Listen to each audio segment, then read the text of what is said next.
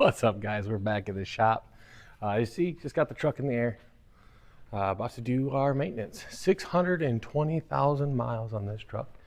You guys seen it before. Just thought I'd throw a quick little video out when I do my maintenance, because hey, it'll add something to somebody, hopefully, or maybe not. That's fine too.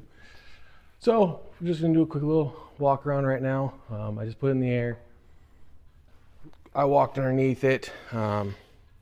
Everything's still looking good. I mean, rear differential's dry. The front pinion looks like it's a little wet, so maybe we'll get a seal put on that here shortly, because it looks like it's just trying to seep a little. Not bad for, 620,000 miles on it. Fuel side, all looks dry. No leaks in the fuel. Transfer case looks good, looks dry. Transmission looks good and dry. Oil pan, maybe a little something right there. So we'll keep an eye on that. We'll get it cleaned up with some Amsoil brake clean and see how bad it is or isn't. Still running the same steering shaft that I said, 30,000 miles ago I thought about taking off. As you see, I haven't made it there. Front differential looks good and dry. And tie rods don't look bad. Dirty, everything's dirty. Just got off the road. We just did that trip to Colorado and then Canada, and then the reload. So as you see, I looked up the other day. I don't got a tread depth gauge on me. Let's see if I can get a shot in there. It's gonna be hard for you guys to tell. But over 100,000 miles from when I've looked at my receipts. I'm around that 100,000 mile range right now on the tires. I do rotate them every 10,000 miles, and so far they are holding up wonderful. That noise that I said something about, if you guys remember some past videos, yep, look at all that tread left. Need a good depth gauge in it to tell you guys, but I'm guessing, if I had to guess, 930 seconds left. So not horrible. But if you remember a few videos ago, I went and said something about woke up one morning and had a howl going on. I've sensed it on the rotation since then, and I didn't get it. So I don't know what was going on that morning with the tire noise, but I haven't heard it come back, and I'm okay with that. So yeah, today we're just gonna do, excuse my mess, Amsoil, oil change, fuel filter, and then I do have a bulb I need to get put in. And that is all we're going to do on my truck this week. I do have to do some maintenance on the wife's Tahoe, so maybe I'll throw that in on this. Maybe I'll make it separate. We'll find out. So all I did, put in the air, pull the oil cap, and use my Fumoto drain valve, and we're going to drain the oil and put a filter on this. So just thought I'd bring you guys along just for something to do, I guess. Let's get going. All right, guys, as you see, we got the oil draining. We got the oil filter off.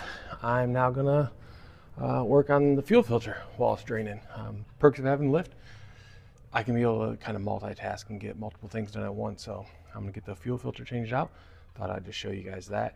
I do have a tripod now, so maybe I'll put you on a tripod, pull you up so you can see while I'm doing everything, and watch the mess that it makes, just so people kind of have a realization of what goes on when doing it.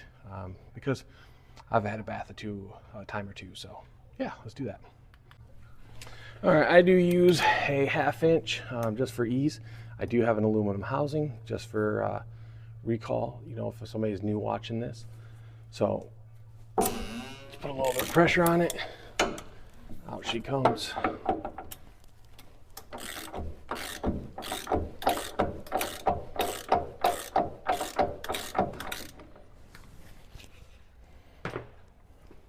So I'll normally loosen it, let it drain for a second. I'm sure you could probably pull that little plug right there and get the fuel out. But what fun is that? Gotta live a little.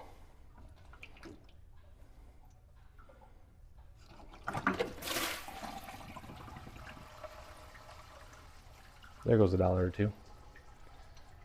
So yep, that's pulling the fuel filter. I normally look at the housing. Normally I'll do it with the fuel still on in there, and see, this time it is well, there's little sparkles in there. So I just see if there's any sparkles in there. Oops, sorry, I bumped the camera. And then let me grab a fuel filter. So that way I can see if there's any kind of premature wear going on. I've said in the past I've had a in-tank fuel pump die. So it's something I kind of keep an eye on. When putting the fuel filter in, it only goes in one way once again. Put that O-ring down. I do put a little fuel on some O-rings if you want. There's a blue O-ring right there. I'm sure a lot of people tell you to change it. And a blue O-ring right there. I change it every once in a while. I don't do it every oil change. And then you just spin it back up. Make sure you get it. Make sure you don't cross thread it like I'm trying to do right now. There it goes. Should spin up pretty nice. I take that same ratchet. Trying to figure out if I had a rag. Dropsies. And I don't put it too tight. I just kind of get it to where it snugs. I'm barely putting any pressure on the ratchet right now. And then so it just tightened. Give it a couple little bumps. And that's doing the fuel filter. All right, we got the fuel filter in. Oil is done draining. So I figured I'd just show you guys my process. I am putting a little bit of fresh oil on the seal of the filter. Sometimes I do put oil in the filter before I put it up. You know, you can watch things on YouTube about how it does help with bearing wear. With mine at a little bit of angle, I don't really worry about it as much, just for the simple fact that it sometimes spills out a lot when doing so. So when doing a oil filter, it's just get it to where it stops, and I give a couple more little turns, just for the simple fact that I don't want it to rattle off over the next 10,000 miles. With a Fumoto, where you see we're just dripping, do the quarter turn. I put my safety back on there, and then we're good. So I will grab my brake clean, and we will get this spray down. Get it cleaned up. Nobody make a mess here. Part of it, right?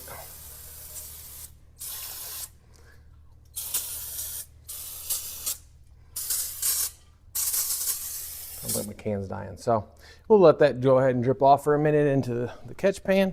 We're gonna lower it down and then start the rotate on there.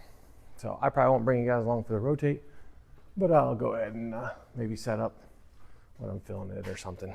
We'll figure it out.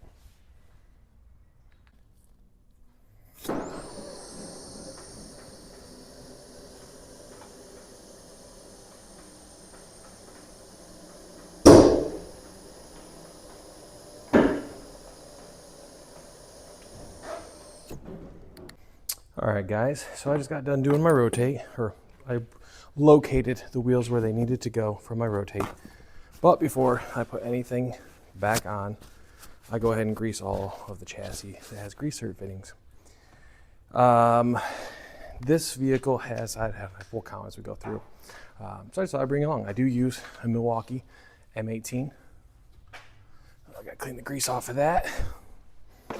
And so you have an upper ball joint, a lower ball joint, a outer tie rod,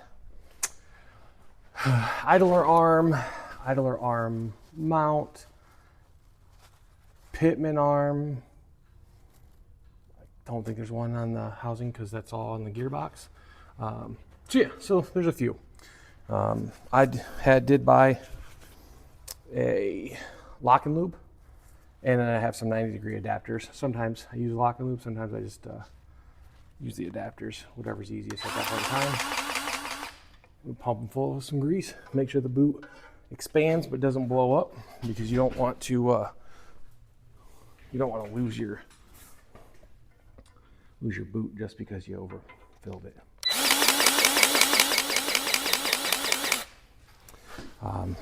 It definitely makes life a lot easier, but it's not a necessity to have. I'm probably right in your guys' way. But it's not a necessity to have the Milwaukee. It just makes your life easy. Hit a button. A lot of these are in a tight location to where if I had to sit there and pump it, it wouldn't be a good day. So I just kind of wanted to show you. One of these lowers, maybe this one, does not like to take grease. So I did buy from LockNLube, and so I may try to play with that here in a second, a grease buster. I think that's what it's called. So I don't know how it works yet. Let me see if I can. Clears clog grease fittings. So don't know how it works 100%. That's why I guess you go ahead and you look at the instructions. So fill with solvent, tap piston with hammer. Okay. So yeah, I'll play with that for a second, see if I can't get someone to take grease. Just kind of want to show you those, that how I do it, and that the idle arm mount are just not fun. So we'll see if I bring you back for that, or if we're done with that portion of it. All right, guys. So I just kind of wanted to give you a heads up or update. So that bottom greaser that you see right there was not taking any grease. So like I said, I bought this LockNLube grease buster. So it says fill with like diesel fluid or penetrant oil. So I threw some PB blaster in there. I'll pull it up here. So just, oh, that's wonderful. Make a mess everywhere. There's still some in there. So I put PB blaster in there. I'm not saying I did this right. Put it on. You then put it on your greaser and it locks on. You hit this end with a hammer. I did it towards halfway. I tried it, wouldn't take grease. I did it towards all the way. And at the end it took, I said, let's see if it takes grease. And it took grease. So I am definitely, as of this point in time, a firm believer in this. It's definitely not something you need to use every time. It's just going to be if you have something that doesn't take grease. So I can't remember if this is the passenger side. I can't remember if the driver's side would or wouldn't take grease. So if it doesn't, I will gladly try to give a video of it, as long as I keep my big head out of the way. So I just want to give you an update at the end of that, kind of where we were at, and it worked. So I'm going to do the other side, and then I'm also going to do the idler arm and pitman arm, and then we'll put the tires back on. All right, guys, as you can see, they did not want to take grease. So all right, back over to the driver's side, filled it back up.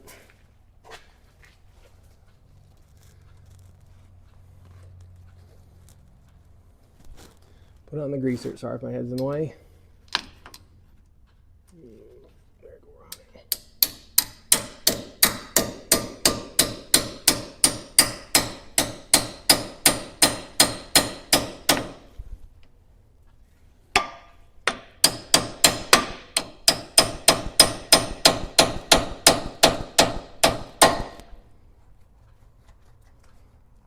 Okay, so just pounded it in there.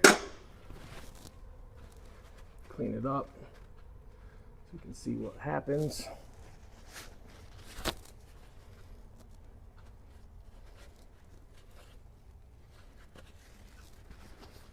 I'll tell you what, if you guys want to become rich, invest in some Blue Shop towels, because I use the living crap out of them.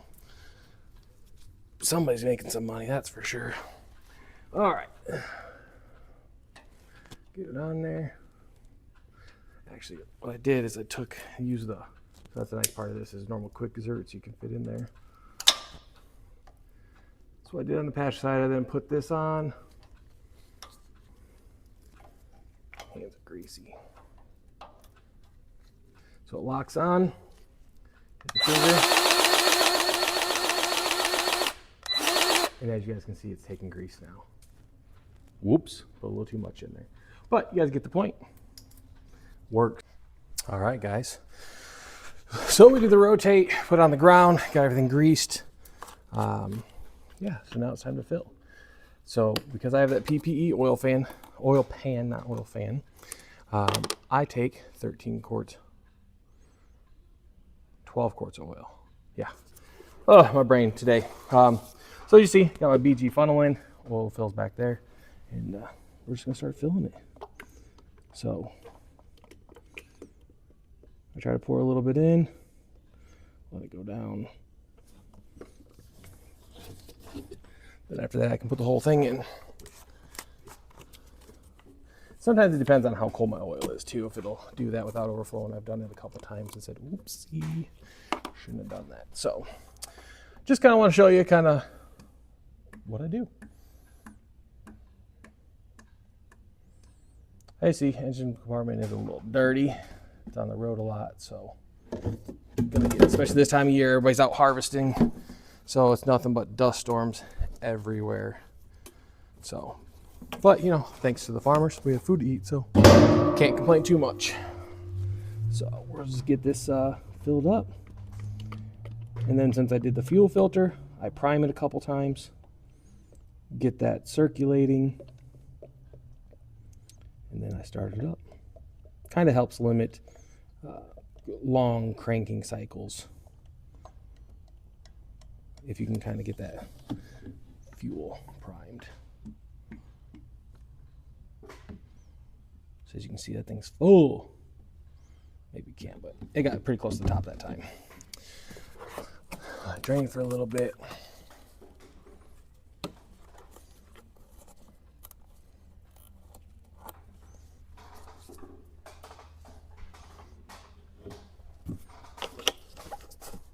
I don't know about anybody else. I'm like 5'10", 5'11", and I still have to stand on a step stool to do this. They make these trucks so big. I can only imagine a 2020 and newer, and you know, so on and so forth as they get bigger and bigger and bigger. So.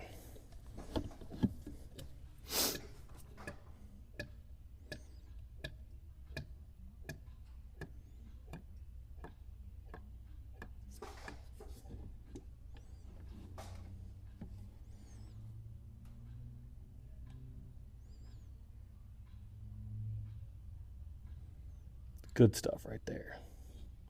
We don't play around. Got to keep it going. Keep it on the road. Let's see it emptying.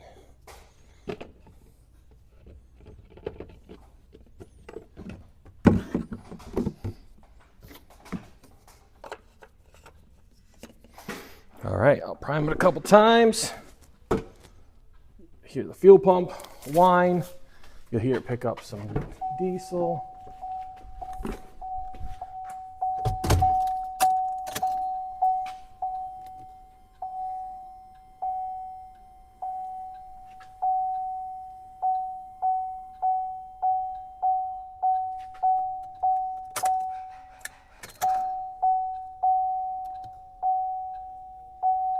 Crank it up.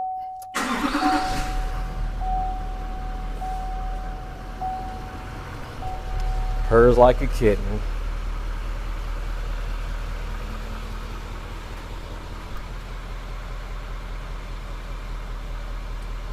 $48, $49 PSI. Can't beat that. Gotta love that fresh oil change, oil pressure. All right, guys. So thanks for you guys for hanging out with me this morning. Went ahead, got on the ground, filled up, checked it. We're good. So I just want to say thanks. You know, not fun necessarily watching somebody do an oil change and maintenance on their truck, but thanks for hanging out with me. Gave me somebody to talk to while I was doing this. So if you guys like this kind of content, if you like seeing kind of what I got going on, go ahead, subscribe to the channel, like, comment, let me know if there's something else maybe that I didn't see while doing this that I should have been doing. I'm not against learning. But 620,000 miles on this. Man, freaking runs good, drives good. Wouldn't trade it. So I thank you guys all for watching, and we'll see you in the next one.